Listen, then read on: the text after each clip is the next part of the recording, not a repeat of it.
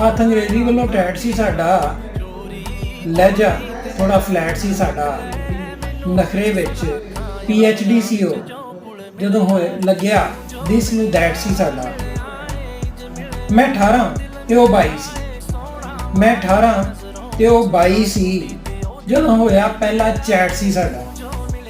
Photo ਛੋਟੋ exchange ਵੀ ਹੋਈ, photo ਛੋਟੋ exchange ਵੀ ਹੋਈ, ਫਿਰ ਵੀਡੀਓ ਹੋਇਆ, ਮੈਚ ਸੀ ਸਾਡਾ।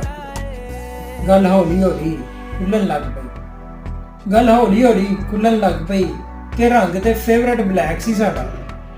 ਤੇ ਜਿਵੇਂ ਚੋਰੀ ਛੁਪੇ ਫਿਰ ਮਿਲਣ ਦੀ ਗੱਲ ਸੀ, ਚੋਰੀ ਛੁਪੇ ਫਿਰ ਮਿਲਣ ਦੀ ਗੱਲ ਸੀ, ਜਿਵੇਂ ਸਿਰ ਤੇ ਤਲਿਸਮੀ ਹੈਟ ਸੀ ਸਾਡਾ।